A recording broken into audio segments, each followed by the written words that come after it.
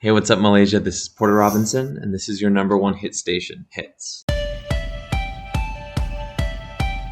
Yeah, so I started in 2004, and that was back then. Like, I wasn't like singing and writing songs for vocals and doing like songwriting. I was more making like dance music. Back then, some of my early heroes were the musicians that I heard in rhythm games like Dance Dance Revolution. Also, Daft Punk was a really big influence on me. But as the years went by, I'll always have love for electronic music, but I became more interested in sort of expressing felt like I had emotions that I absolutely needed to express and feelings, and I became less interested in dance floor music and DJ music and became a lot more interested in writing beautiful, expressive stuff that can make you cry and things like that. So that's how my music has changed.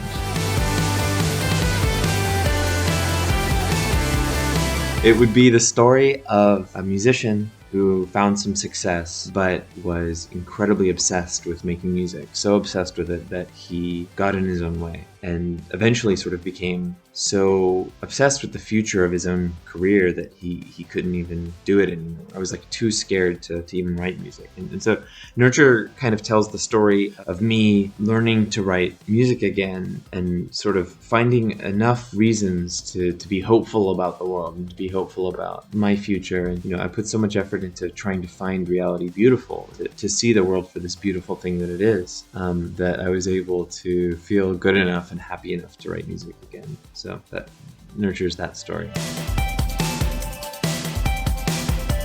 So my favorite anime of all time, I love the anime called Wolf Children. That movie made such a big difference in my life. The soundtrack is so beautiful. Sort of the anime that got me back into anime in my 20s was Anohana, the flower we saw that day. It got me into this sort of like tearjerker genre.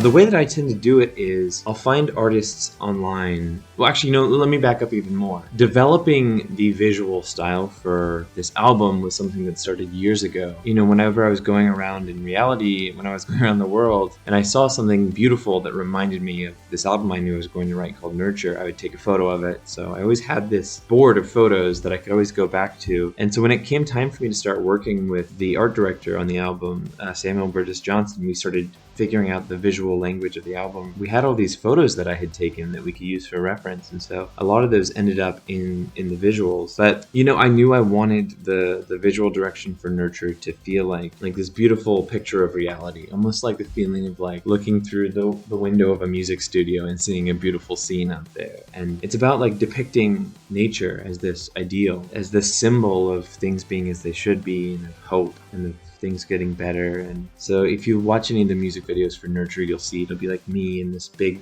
black infinite void with this little slice of nature, which kind of represents this little slice of hope, standing on it like a little castaway person on an island. And so I generally will start with an aesthetic or general like worldview, and I'll find visual artists online and I'll give them ideas, and vice versa. It's this collaboration, and we'll work together I'll commission a large amount of visuals. So once I arrange the live show and I pick out the track list, me and a bunch of designers get together and I start going like, oh, let's use like this flower visual on this beat and then have it turn white on the third beat. And we basically sit down with video editing software, and we almost make this like 90-minute long movie of visuals. And that's what I take with me on tour.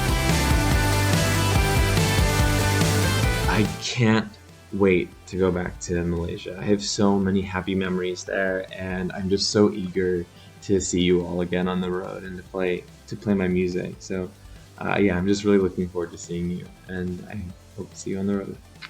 Bye-bye.